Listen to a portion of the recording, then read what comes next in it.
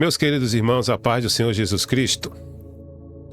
Nós estamos com mais um momento de reflexão e nesta oportunidade vamos dar continuidade ao debate que estamos fazendo sobre os dias da criação, lá em Gênesis capítulo 1. Nós já abordamos a criação do universo, da terra, de um modo geral.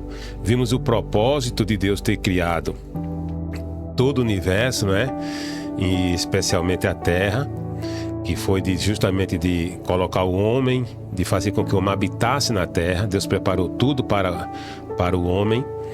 E na semana passada nós falamos sobre o primeiro dia da criação. Hoje, irmãos, nesse momento vamos abordar, vamos analisar o segundo dia da criação e vamos extrair lições, princípios, valores para nossas vidas, porque afinal de contas estamos estudando a palavra de Deus, né, irmãos? E a própria Bíblia diz que tudo quanto foi escrito para o nosso ensino foi escrito. Então, vamos ao texto bíblico que está lá em Gênesis capítulo 1, versículos 6 ao 8, que diz: E disse Deus, haja uma expansão no meio das águas, e haja separação entre águas e águas. E fez Deus a expansão, e fez separação entre as águas que estavam debaixo da expansão, e as águas que estavam sobre a expansão. E assim foi. E chamou Deus a expansão céus, e foi a tarde e a manhã, o dia segundo. Então, meus queridos, aqui nós já observamos Deus formando a expansão ou o firmamento e também fazendo com que houvesse águas acima da expansão, não é? E abaixo da expansão, que são, na verdade, irmãos, os céus, esses céus que nós observamos, onde voam as aves, onde estão as nuvens. E essa foi a criação, a palavra de criação no segundo dia. Eu vou trazer aqui para nós analisarmos uma ilustração de como mais ou menos Deus formou a expansão. Observe que o texto diz que dá-se a entender desde o capítulo 1, versículo 1, versículo 2, que a terra estava imersa em água, totalmente envolvida por águas.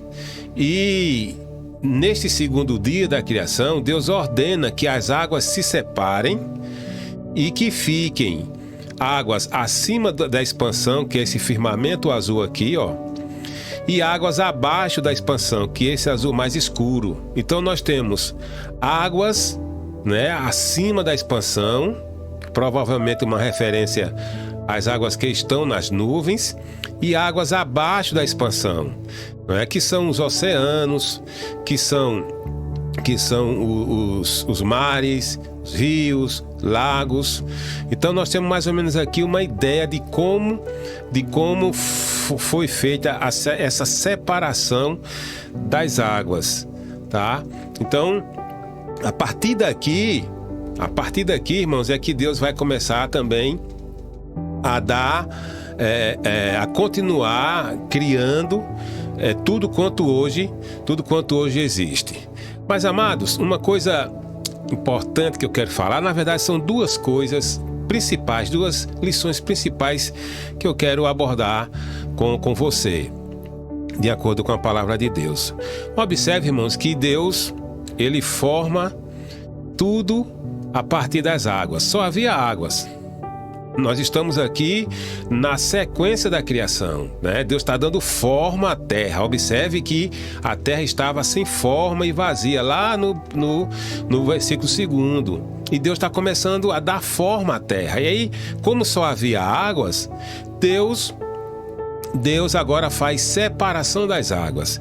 E existe, irmãos, um texto na Bíblia, lá em segunda carta de Pedro, capítulo 3, versículo 5, que está aqui, ó, nesse slide, o apóstolo escreveu que a terra foi tirada da água e no meio da água subsiste.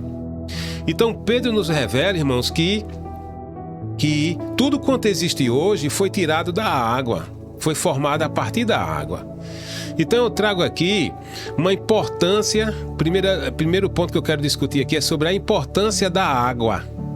A água líquida, essa água literalmente que nós a temos. Então, primeiro é na criação e na preservação. A terra foi formada da água e por meio dela subsiste. Então, tudo começou a partir da água. Depois que Deus separa as águas, cria o firmamento, a partir do terceiro dia da criação, o que é que veio à existência? Veio, primeiramente, a expansão dos céus, né? Que é esse espaço atmosférico. Aqui Deus forma as nuvens para a chuva, também os mares, os rios e os lagos. Depois aparecem os continentes, as florestas, selvas e todas as árvores.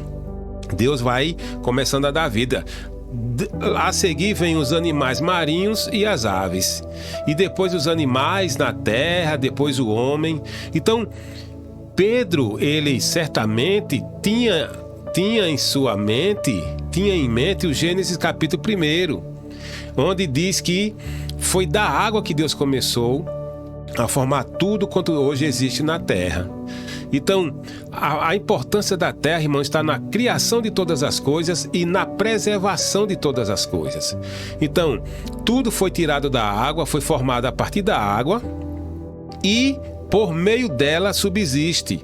Ou seja, por meio da água, a água ela é o elemento principal para a existência de tudo aqui na terra. Então, essa é a primeira importância que nós vemos da água, criação e preservação. Da água Deus criou a terra, Deus criou os continentes, florestas, selvas, animais, marinhos, terrestres, o homem, foi a partir da água. É o que o texto diz. E por meio dela subsiste.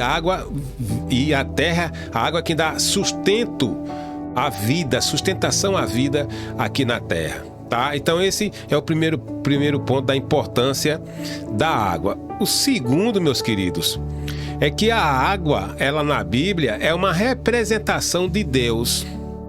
Primeiro, com relação à eternidade, tá? Uma curiosidade é que quando Deus começa a formar a terra, criar a terra, as águas já existem. Não há nenhum texto bíblico, nenhum momento registrado em que a água foi formada. Não existe aí. De cara se diz que as águas já existiam lá no versículo 2. Então você vê o momento de formação de todas as coisas, mas você não vê o momento em que Deus formou as águas.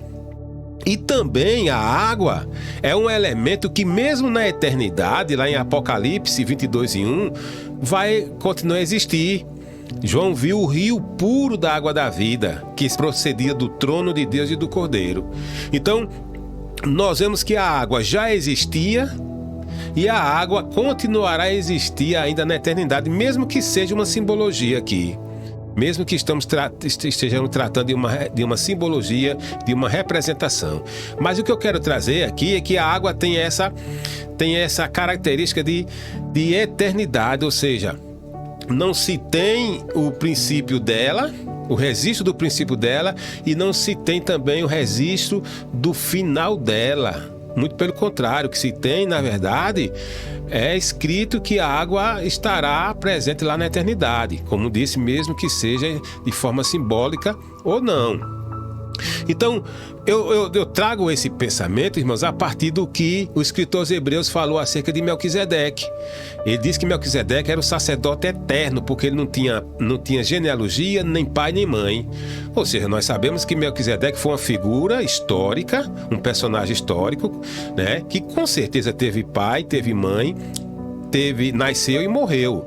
Mas o escritor trata ele como um símbolo da eternidade de Jesus Cristo, uma tipologia, na verdade, da eternidade de Jesus Cristo. Porque assim como não tem na Bíblia registro da origem e do fim de Melquisedeque, assim Jesus Cristo ele também não tem princípio e não tem fim. E nós não vemos também nenhum registro do princípio da água e nenhum registro também do seu fim.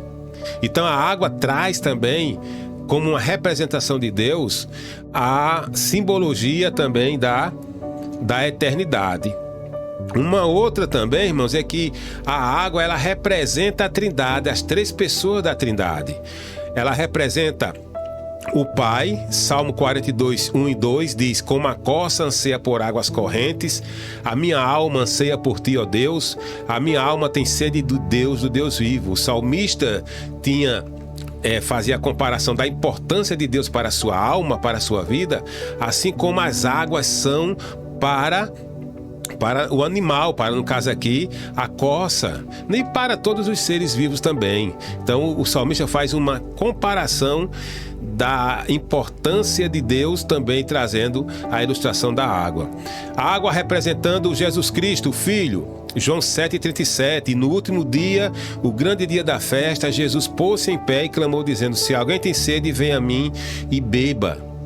Jesus, mas também se apresentando como aquele que mata a sede espiritual das pessoas, assim como a água mata a sede do nosso corpo. E também a água representando o Espírito Santo. João 7,39. Quem crê em mim, como diz a Escritura, rios de água viva correrão do seu ventre. E isto disse ele do Espírito que haviam de receber os que nele crescem, porque o Espírito Santo ainda não fora dado, por ainda Jesus não ter sido glorificado. Então, mais uma vez aqui, nós vemos a água também representando uma outra pessoa da Trindade, no caso, o Espírito Santo. E também, meus amados, a água, ela também representa, simboliza a palavra de Deus. Efésios 5:26, Paulo registra: para a santificar, purificando-a com a lavagem da água pela palavra. Ou seja, Paulo está falando da purificação e da santificação da igreja por meio da água, que é a palavra de Deus, que simboliza a palavra de Deus, na verdade. Então, nós vemos aqui, irmãos, primeiro ponto, a importância da água, tanto no sentido terreno, humano, literal, não é? Que ela é responsável pela criação de tudo quanto existe, foi a partir dali, tá? E também ela é quem dá sustentação a tudo quanto existe aqui na terra. Não é? Tudo depende da água. E o segundo ponto dessa importância é que a água representa Deus Pai, Deus Filho, Deus Espírito Santo e a própria palavra de Deus, meus amados. E a segunda lição que eu quero compartilhar aqui, irmãos, sobre a água, já falamos sobre a importância da água, é que Deus ele trabalha na simplicidade. Deus é um ser grande, onipotente, onisciente, onipresente, e podia se utilizar de materiais muito mais preciosos, que tem muito mais valor que a água, não é? Ouro, as joias preciosas, mas ele se utilizou da água. Se utilizou da água para fazer e criar tudo quanto existe hoje. Veja, o grande Deus se apropria de um material comum, que é acessível a todos. Então, do mesmo modo, Jesus quer se utilizar de nós, de mim, de você. Somos simples, somos do pó da terra, somos frágeis, limitados, pecadores. Porém, Deus quer se utilizar de nós, pessoas simples, material simples, fraco, para abençoar outras vidas, para o crescimento do seu reino. O nosso Deus, irmãos, ele pega, segundo a sua palavra, ele pega as coisas que não são, que não têm valor, para confundir as que são, as que acham que são, na verdade. Então, não se menospreze, não se ache que você não tem valor. Se você se sente desprezado pela sociedade, pela vizinhança, família, pela igreja. Lembre-se de uma coisa: o Deus dos céus e da terra não te desprezou. Ele te deu alto valor, sabe? Ele deu o primeiro valor que ele deu foi quando ele lhe formou, lhe criou segundo a sua imagem e semelhança. E o segundo e maior valor que ele deu a você foi quando ele deu seu filho para morrer por você, para que você pudesse ser uma nova criatura. Então, meus queridos, tenhamos em mente, no coração, essa palavra, não é?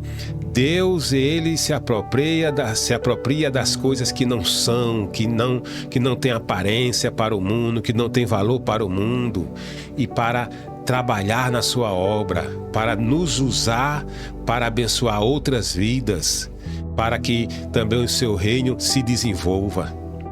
E a partir, irmãos, da formação da água, desse elemento tão simples que tem em todos os cantos, né?